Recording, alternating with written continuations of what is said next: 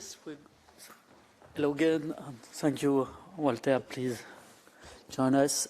So we have now the last session before the sustainable lunch break, of course, which is an important point and part of the event, especially to network for those who are present. So I have the pleasure to moderate the next panel dealing with human capital at the heart of ESG and Intangibles. And I'm just going to welcome Daniela Carosio, who is online, Walter Hatak, who is present here physically, and Professor Stefano Zambon, who is also online, and I will introduce them. A few words. You notice that between 2015 and 2019, there were a lot of, among Sustainable Finance Committee, a lot of debates and challenges and projects regarding environment, and that's still the case because climate change, biodiversity, and so on. But you also notice that starting in 2020, because of COVID period, but also because of the war in Ukraine, there are more and more debates and urgencies, projects regarding social issues. And that's a good news because I refer to the definition of sustainable development, Breton Report 1987. We celebrate the 35 years of this report. Thank you to Mrs. Brotland from Norway for all the achievement. And in one sentence, the objective is to balance our development with mastering at the same time environmental and social issues. So we are very happy to address also social issues and human capital. For that, we have three great people with complementary experience. We have Professor Stefano Zambon, who is a professor at the University of Ferrara in Italy, and a member of our EFFAS ESG Commission, and he does a lot of things regarding ESG, especially regarding intangibles, and Patrick de Cambourg referred earlier this morning the collaboration regarding intangible with World Intellectual Capital Initiative. And he will introduce this session with the academic input. Then I'm happy to present you Walter Hatak, Head of Responsible Investment at Erste Asset Management here in Austria. And he will present in the introduction the investor input, investor point of view. And last but not least, we will have Daniela Carosio, who is Senior Partner, Sustainable Value Investors, also member of our ESG commissions. And she works with different stakeholders, including, of course, corporates. And so she will present in the introduction the corporate point of view when we think about human capital. And then we will have some questions and, of course, the Q&A session with you, people in person and with the online and people online. I start with Professor Stefano Zambon. Stefano, I let you the floor. I think that you sent some slides in addition to your speech, and I remind you that we all have 5 to 10 minutes each for this introduction. Thank you, Stefano. Thank you, Jean-Philippe. Thank you to the EFFAS CESG. I'm sorry if I cannot be with you. I prepared a few slides just to signal to you a few conceptual issues that I have in my head when we talk about human capital, which is, of course, as Jean-Philippe just mentioned, a very important topic. Is becoming, is clearly on the rise also in the United States. Let me share with you a few slides here. Hope you can see them. Please let me know if it's fine, the vision is fine. Yes. So a conceptual perspective, because of course, not only because I'm academic, but I think also in order to understand and to measure what we want to measure, we also need to understand exactly what we would like to measure. And so a preliminary conceptual dilemma I would like to share with you. Is human capital a resource or is a cost? Because that is, if you want, quite basic, but of course, profit and loss has human capital as a cost. That's even including training, employee development. And so clearly cost is something difficult to say that is something positive.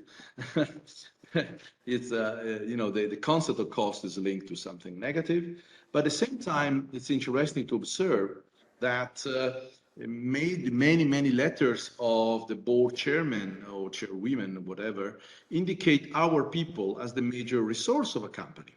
So it is already an interesting tension between the traditional accounts and sustainability integrated reports on the other side, because there's a quite different vision of what is human capital, if it's a cost or if it's of course, a resource. So that is a preliminary dilemma. It's not the only one.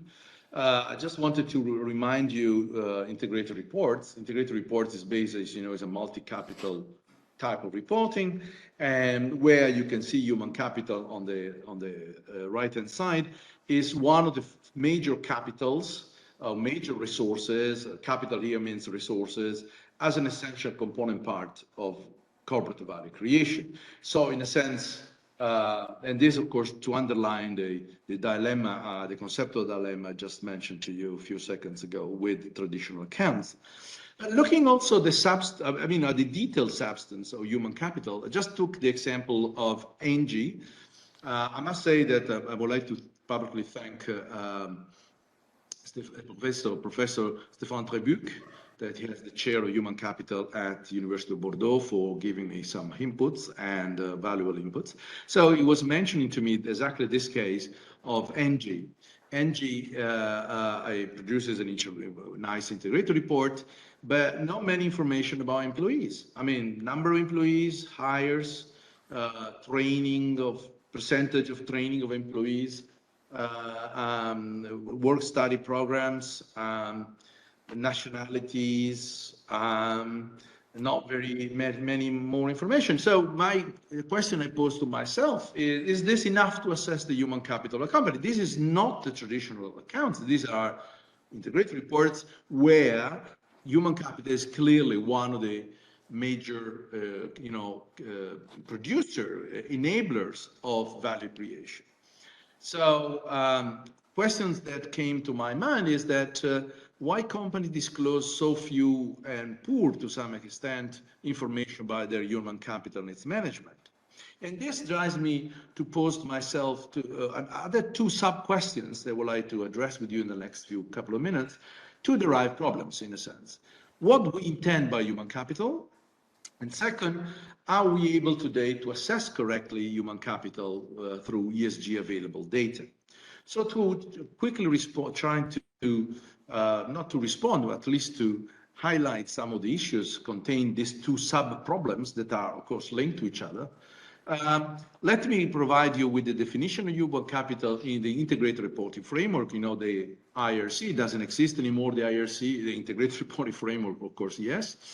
That is something about competences, capabilities, experience, support of the organization, ability to understand, to implement strategy, and so on. Looking at the SASB standards, also SASB doesn't exist anymore. As you know, they're all part of the IFRS Foundation, but of course the standards still are there. Human capital is more about the conditions, working conditions for employees and the company's capacity to create good working conditions, so engagement, diversity, incentives, attraction, and so on. And of course, health and safety, So in a sense, let me just try to stress this a little bit, stretch it a little bit, sorry. There are two different views, really, and definitions on human capital, in a sense. Two different, in a sense, different accents. One is about what employees can give to the organization in terms of competences, capacity to implement strategy, skills, and so on, for the value creation of the company, of course. Another one, which seems to me a bit of the opposite. As I said, I'm a little bit stretching that, but what a company can do for employees to create good working environment, diversity, gender, and so on, and health and safety, and so on.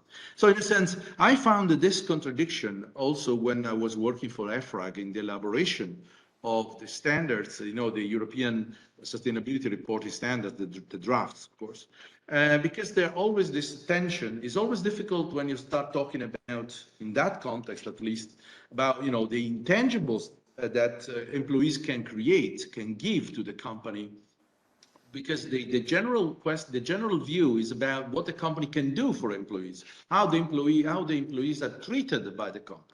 So I just wanted to mention this because sometimes I think in the debate, in the international debate, these two dimensions are not necessarily well perceived.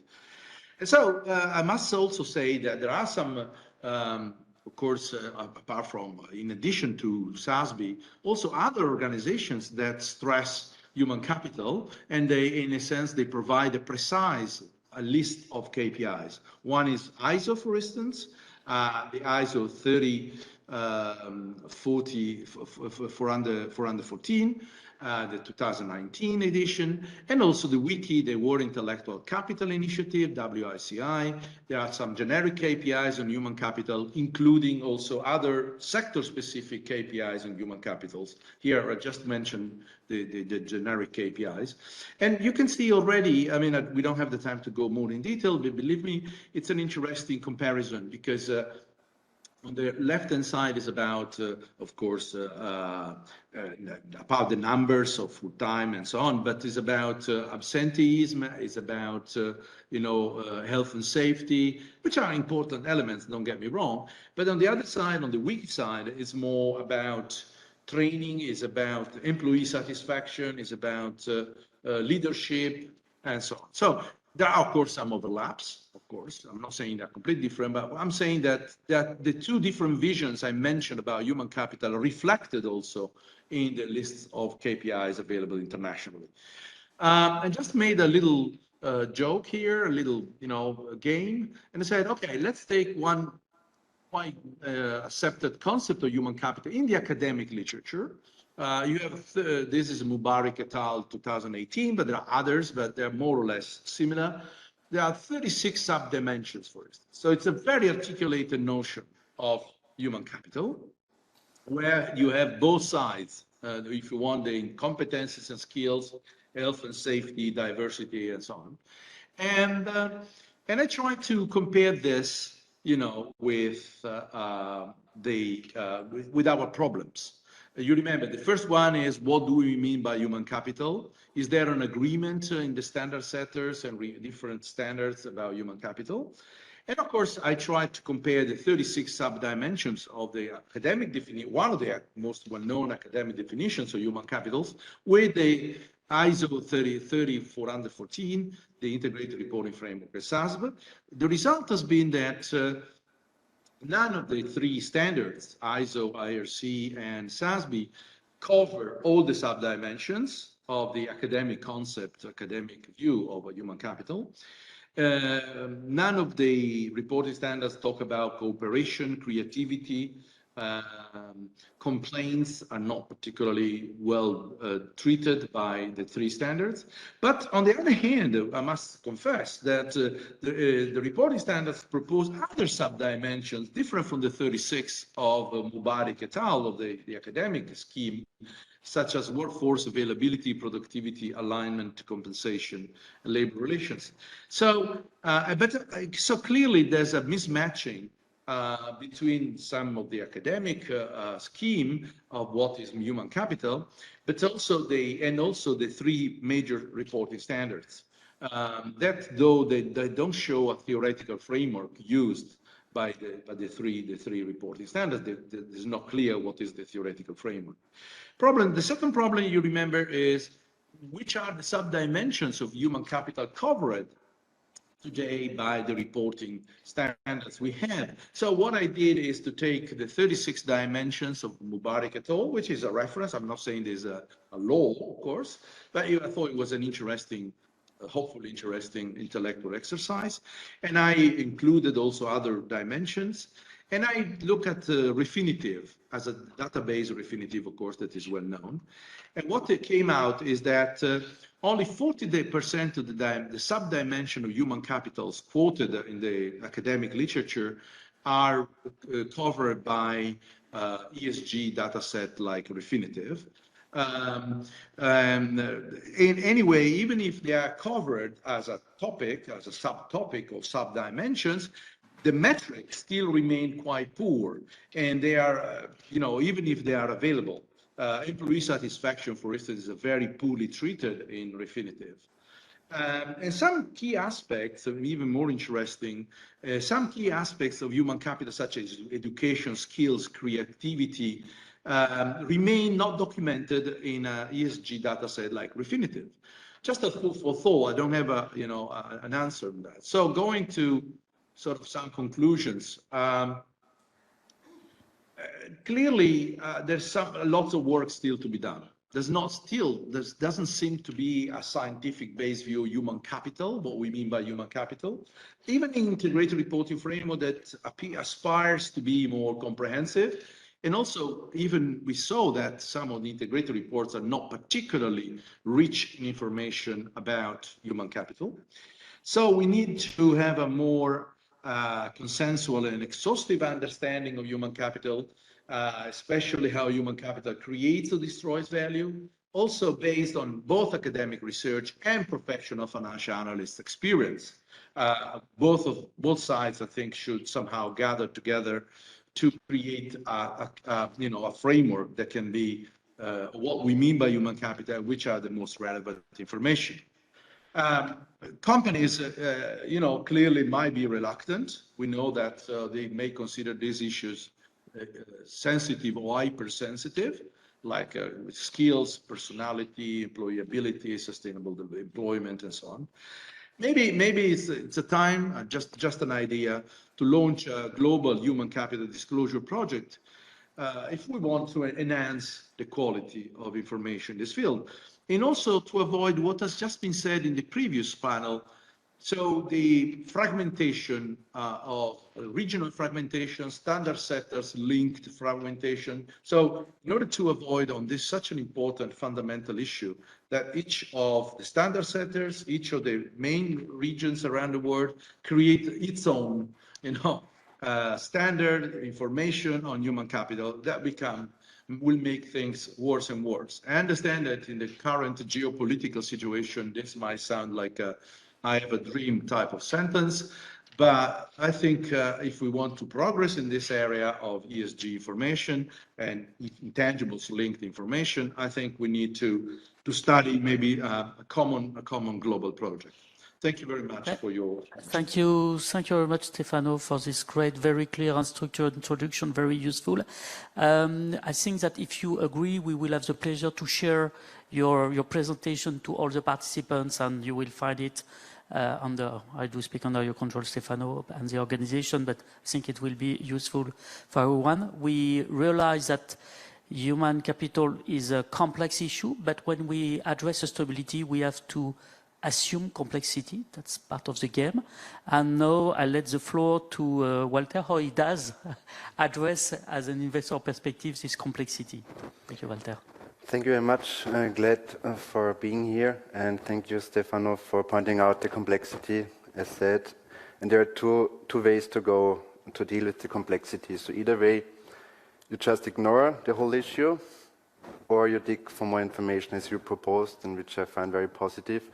When we remind ourselves of a very recent Economist article, which was about ESG investments, is ESG dead, it's too complicated, we should reduce it. So they went a completely different direction. And their opinion was, we have one major issue in the world, this is climate change. So just make ESG E, and E is even still complicated, just focus on emissions. This was the proposal. And instead of having the world as complicated as it is, like Pippi Longstocking, make it as we want it. And we see some big players, some big, very influential persons in the industry, in the market, that see it the same way. Let's think about Elon Musk. He he was quite upset when he got informed that his company, Tesla, is going to be kicked out of a sustainability index. How is that possible? He's saving the world by producing electric vehicles. Who would care about the circumstances in his factories? Who would care about discrimination, how they're handling pregnant women? Well, they're still producing electric vehicles, right?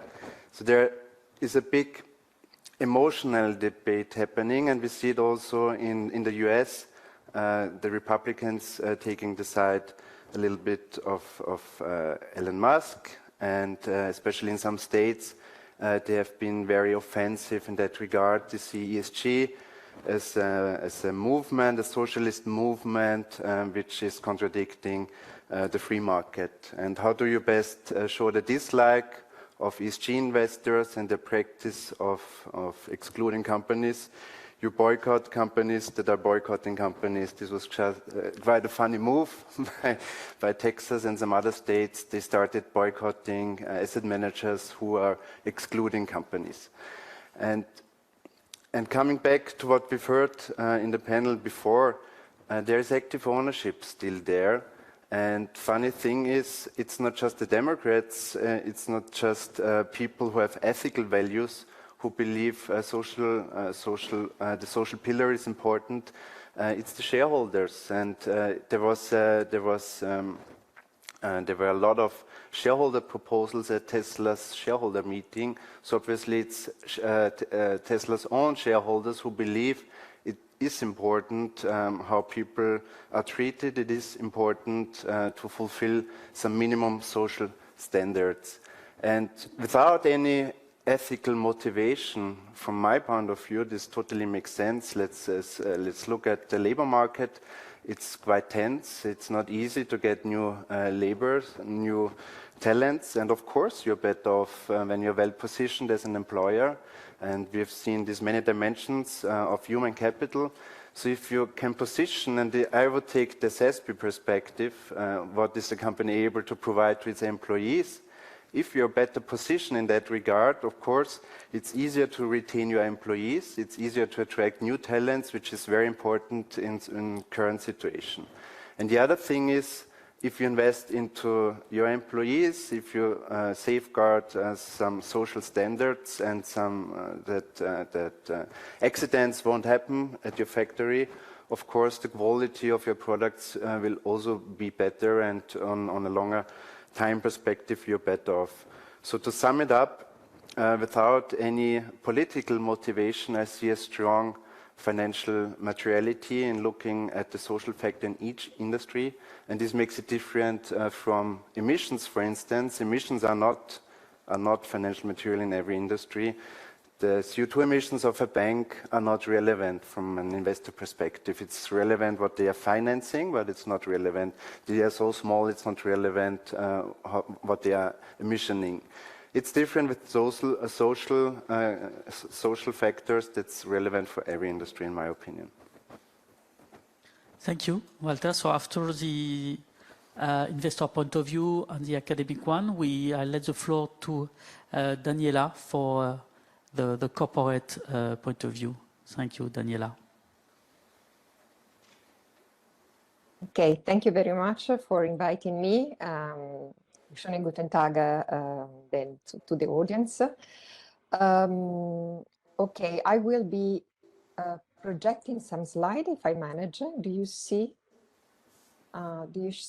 my slide?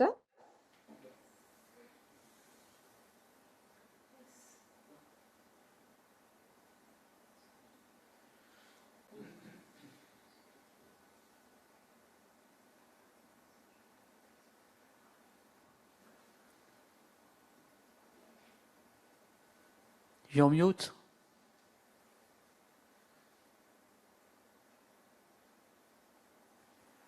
Daniela, we see your slides, but you're mute now.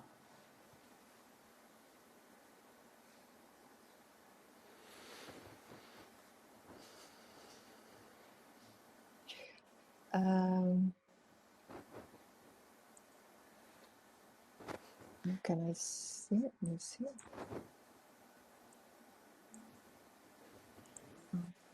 We can hear you now again, but the slide is small.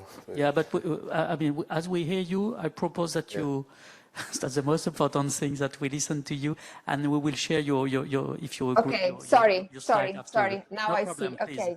Oui. Okay. Please.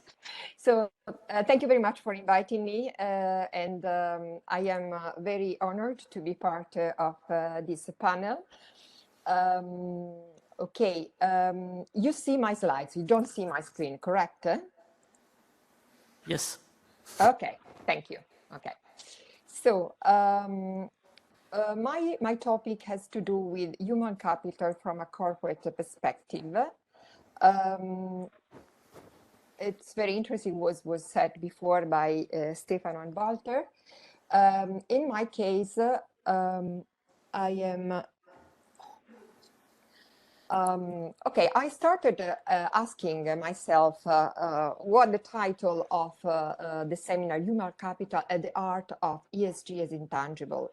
And as a matter of fact, human capital is very relevant because it's human capital has to do with the internal relevant stakeholder. But it's also connected with, it's a very important intangible asset in the company. It has to do with relational capital, it has to do with intellectual capital, and it has also to do with governance. Okay, so the topic is, I think that the dilemmas with which Stefano was proposing, cost and revenues, and also the different treatment of employees, what employees can give to a company and what the company can give to employees, can be actually put together, combined together in the fact that from the ESG perspective, originally, we were looking at the risk factors of, which we are dealing with stakeholders. And from an ESG perspective, the human capital has to do with employees, but has to do also with all the relevant external shareholders, which are relevant external stakeholders, which are the stakeholders, the top management, clients, suppliers, the local community. And we can analyze positive KPIs to consider, the human capital, and negative KPIs. We can focus on, what the company does for the employees in terms of welfare, in terms of a good working climate, work-life balance, how the company invests in training of the employees, and also how much, which is the employee satisfaction. I mean, how the employee feels part of, part of the corporate mission and vision, and are, they have a strong corporate identity. And this can be looked and translated from a corporate perspective into understanding which is the turnover as a KPI and the reputation.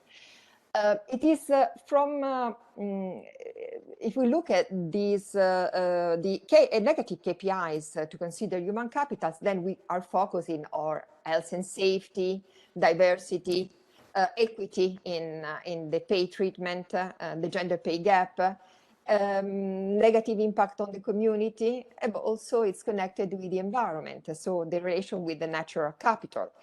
And of course, there are issues of social washing because, okay, normally companies, when they are reporting, they try, to say the best, not the worst of themselves. From a corporate perspective, however, human capital, it was already mentioned several times, is very, very important because, of course, it has to do with all the very relevant capital of the companies. And of course, it's basic.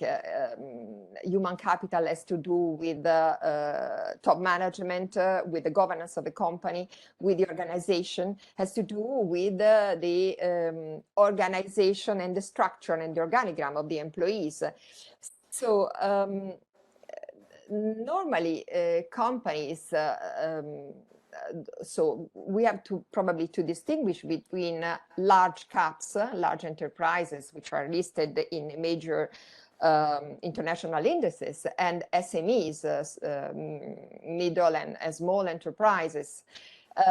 If you're speaking with an entrepreneur, which is representing SMEs, they are really thinking they're doing the best for the employees. They are very focused on human capital, and they are very focused on welfare, relations also with, keeping a good relation with the community, because normally they have quite a strong relation with the local communities.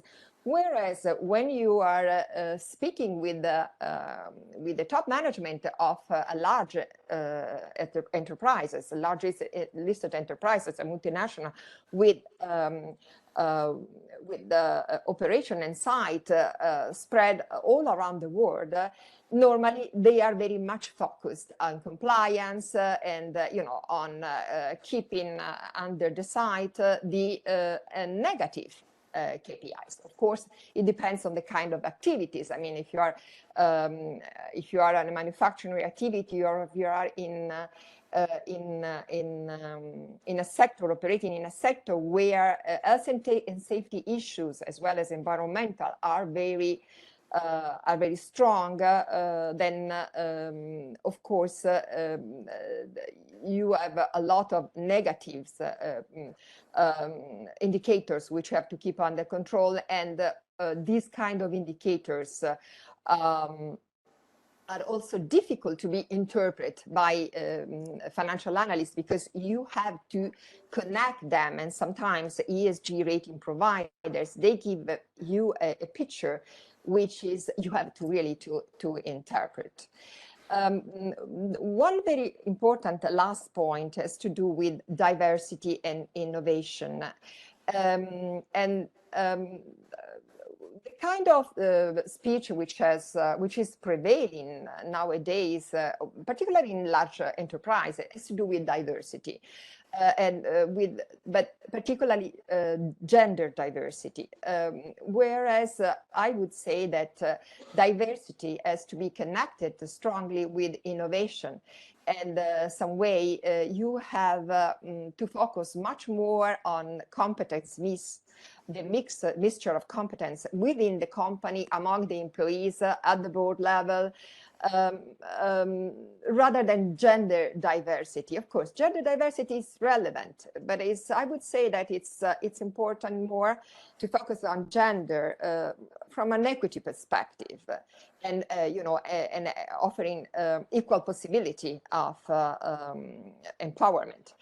But the mix of competence, the diversity is strongly correlated with innovation and innovation mentality within a company. Okay, now let me.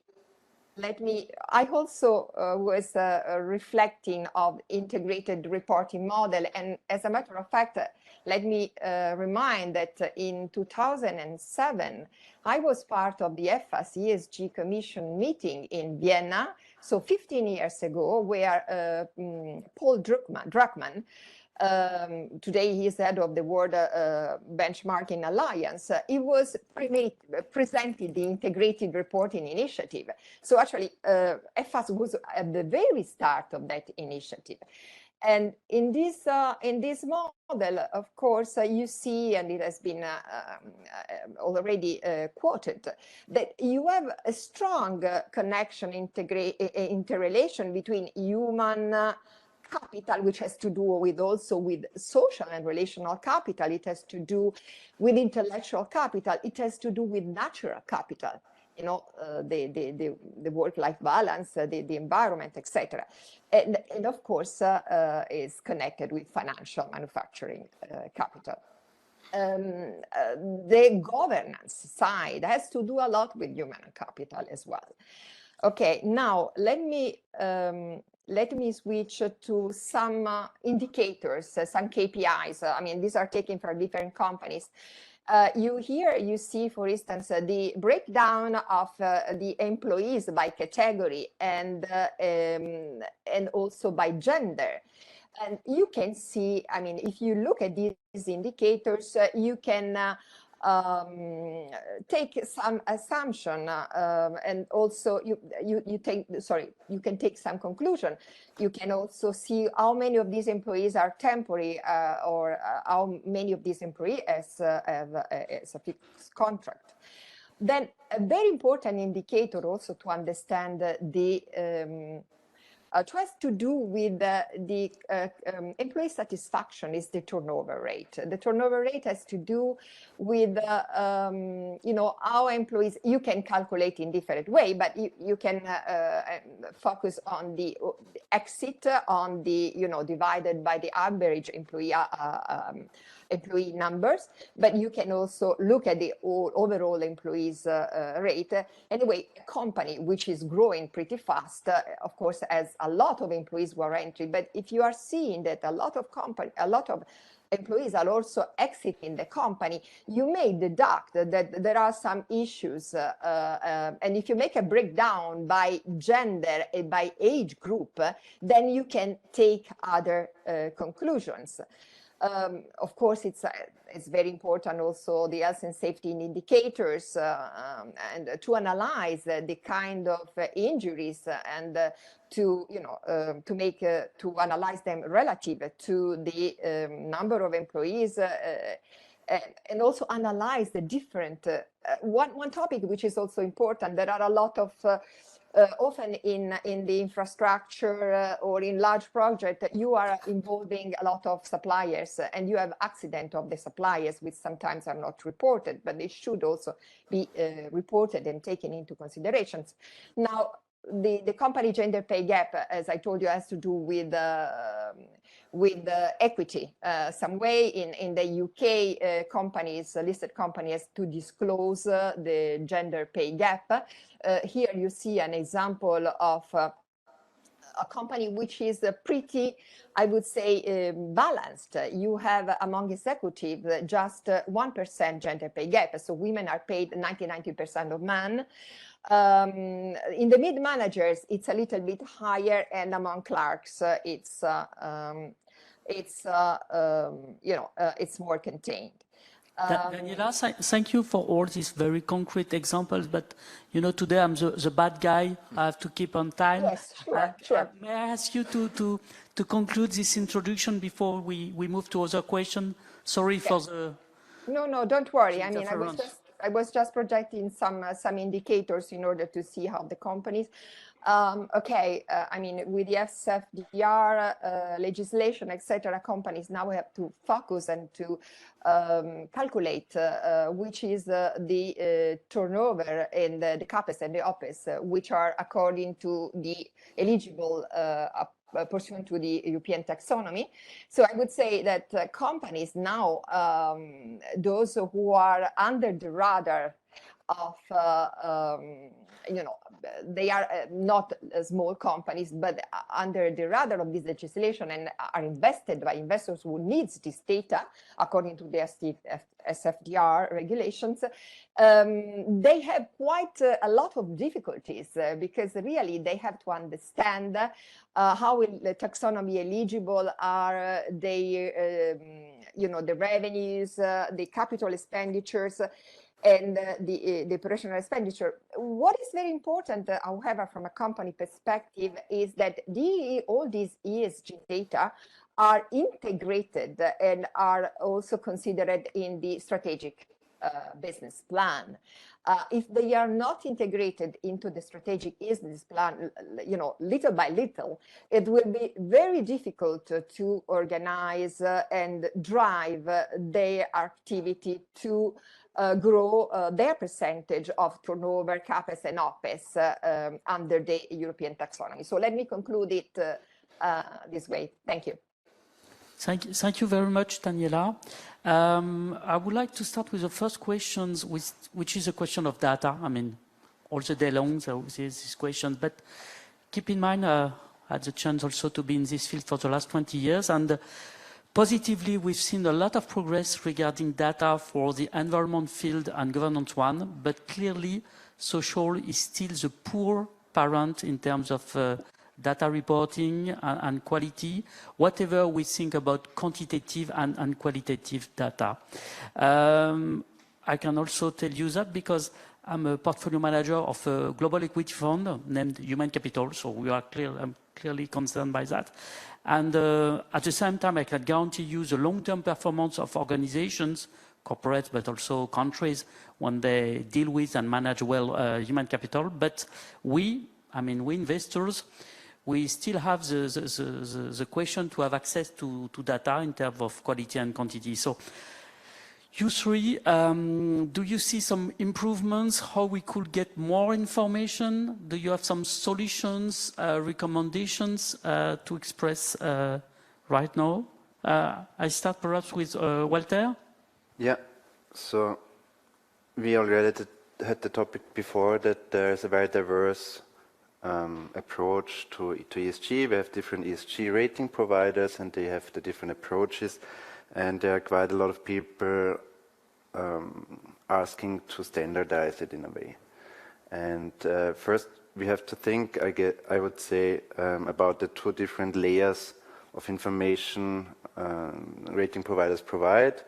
One is the score, the rating itself, but the other thing, and here I see a strong value in diversity.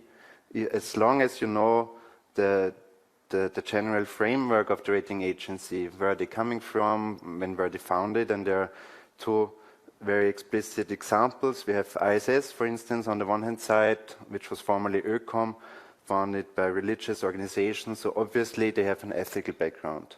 And you have to take that into consideration when you use the information. On the other side of the spectrum, we have MSCI, they have a risk-driven background, and they see ESG from a risk perspective. And this is sometimes different, and we should, if we would standardize, you would need to go for either way of those two examples and say, that's the way it needs to be done. And I see a strong value in the diversity, and as said, especially for active fund managers, and there's a strong value in doing your own analysis. It would not be necessary if all the information is standardized. The second layer is the exclusion screening. So rating agencies are also screening if a company is breaching the ILO standards, for instance. And there's a very defined, very precise framework what the ILO standards are. And there I would expect that rating agencies, independent of the background, have the same opinion. And we see that sometimes information is faster for the one than the other, but in general, when it comes to exclusion screening, we see that there's quite some standardization already available. Thank you. Stefano, you did a proposal, having an initiative on human capital, which will certainly have a part regarding to have more data. Do you have other remarks to do regarding this key issue, the access to data? Thank you, Jean-Philippe. I personally think that with using expressions, it might be a little bit strong, that financial analysts can change the world. In the sense that I always believe that, I see my colleague that is smiling, but it's not an exaggeration because, the fact that you have contacts with companies, you can request for some data, you can have new ratios beyond the financial ones, where you put together financial, non-financial information, and you ask for them. EFFAS together with CFA would have an incredible potential to produce a framework that can be shared between the two major, initiatives, international initiatives from financial analysts. I know that there's Fritz Möschbach on the first row there. So I think that financial analysts should take a more proactive approach. you know, asking for more information within a coherent and consistent framework that can be proposed easily to IFRS Foundation, that can be proposed to EFRAG, because of course, after all, you are the major users of this type of information, and I think it's a little bit in your own interest, you know, in our own interest. Yes, thank you, Stefano, to remind our responsibility, and I completely agree. And we spend a lot of time by discussing directly with corporates why it is important, why we need social data, why we need data on turnover, safety, trainings, and so on. And really, that's something that we have to keep in mind. Yeah, exactly. And after, because human capital becomes organizational capital, and then you know, sorry, I'm talking the language not of ESG in this moment, but the intangibles. And organizational capital is the major lever for value creation over time. So in a sense, there's plenty of room for initiative from the financial analysts. ISB, the International Accounting Standards Board, has declared to 2024 there will be a major project on intangibles. ESG, we don't have to present ESG, the importance of ESG around the world. So I think financial analysts there's plenty of room for a great initiative that can be labeled as you like, both sides, CFA and EFFAS. I don't think the time is the time of division, but it's the time of collaboration here.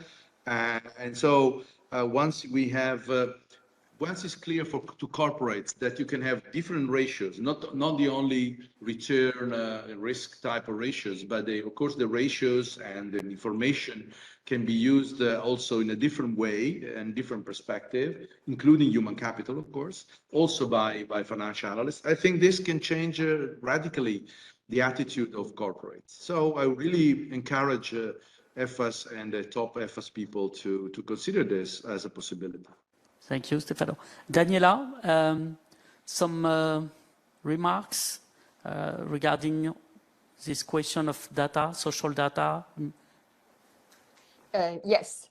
Okay. Social data are more than environmental data, qualitative. You know, so I have shown you some indicators which are turning social data into quantitative indicators. So we have to use as much as possible those indicators which are released in the annual report on employees. That there are a lot of data released, or on the integrated reporting or the non-financial disclosure, etc.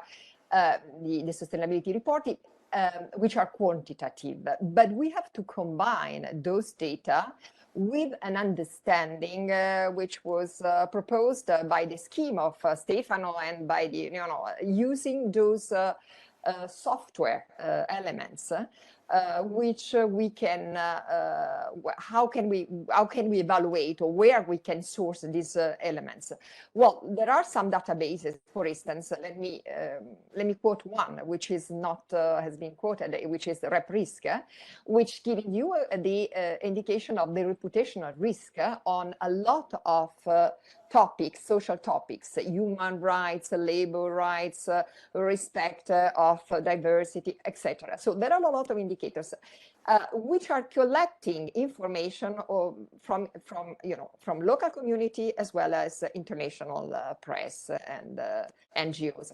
So the topic is the topic is also, you as an analyst, you can make a researcher yourself, and if you list some of the topics, there are reputational risk, then you can scout them. And if a company is affected by social washing, and I was telling you before, that is presenting itself in the wonderful way, whereas there are topics, issues here and there which are not mentioned or are mentioned in a way and are not addressed in a way where you are trying to find solutions, then this is of course a risk.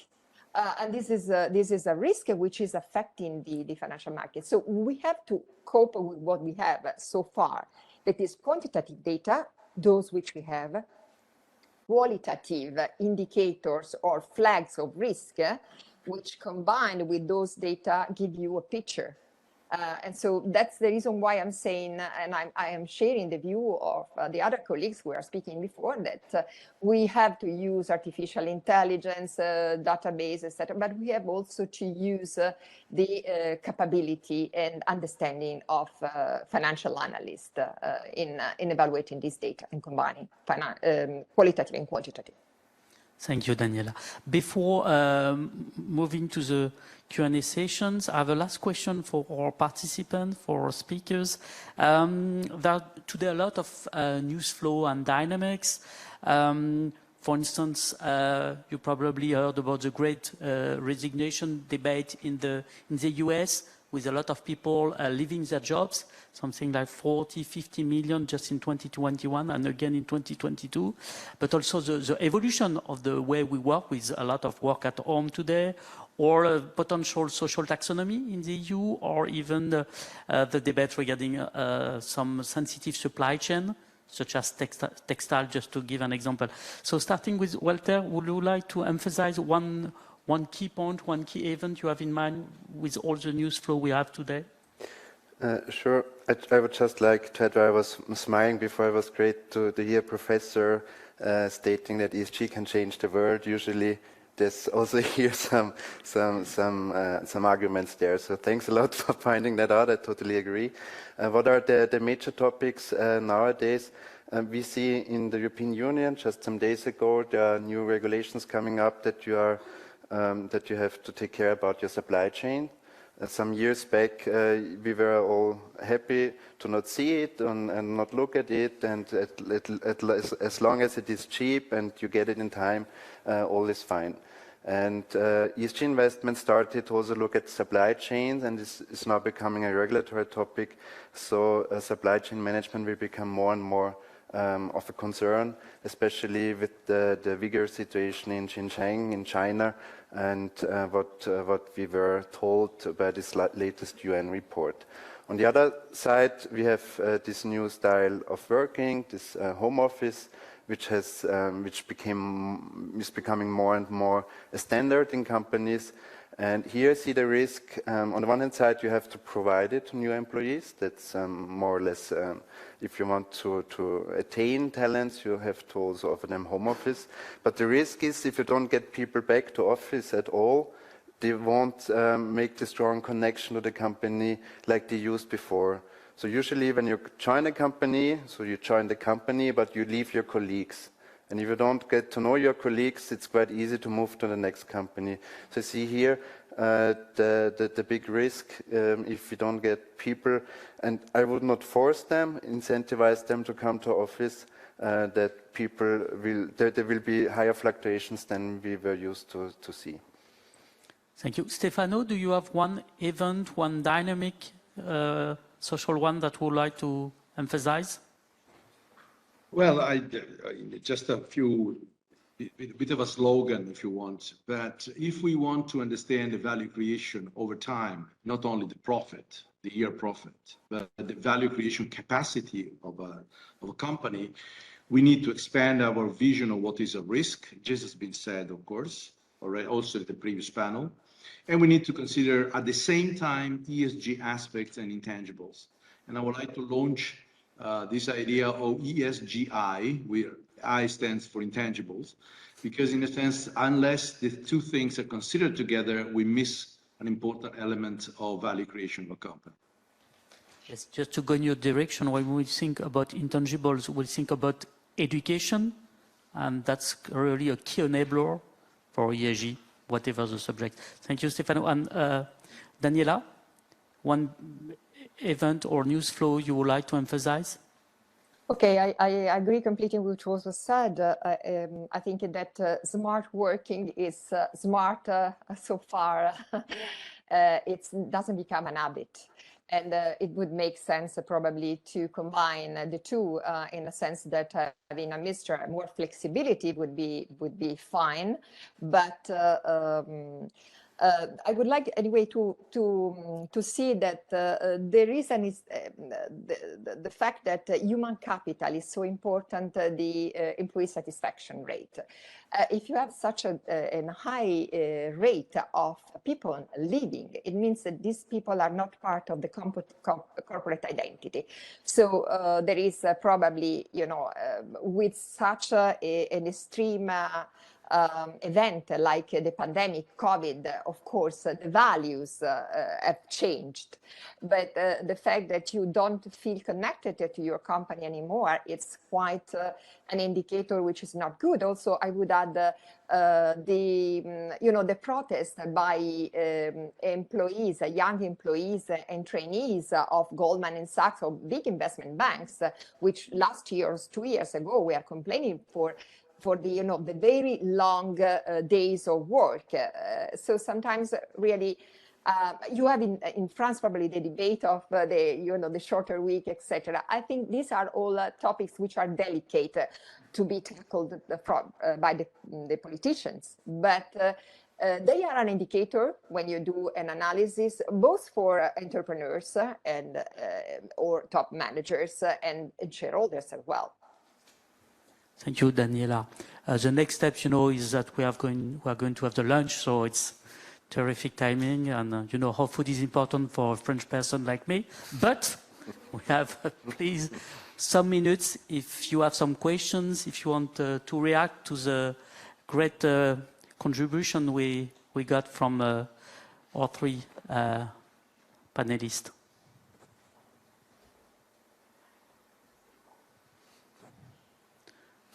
Yes, thank you. Thank you very much. Maybe only one small remark from my side. I think to disclose data regarding human capital or some social data is very important, and I really support that. But when I'm reading on slides to disclose some creativity, personality, or such sensitive parts, I'm wondering, how can I calculate that? How can I evaluate that? How can I put it in quantitative KPIs? Because especially for financial analysts, for asset managers, this is important to have some quantitative numbers on that. And then in the second step, I'm really wondering, yes, data are very, very interesting for analyzing, but is that really important for the market? Is that really important for the investors?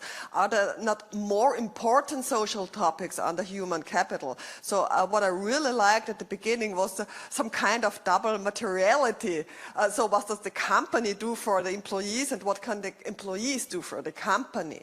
And I think this is for me the essential part, and we really should keep it short and request for data which you can fill in with also with some quantitative numbers. I think we all agree, and thank you for your contribution. Really, really. Yeah. Okay, so I have the pleasure to stop right now and to invite you to the lunch, and I would like to thank you very much, our panelists.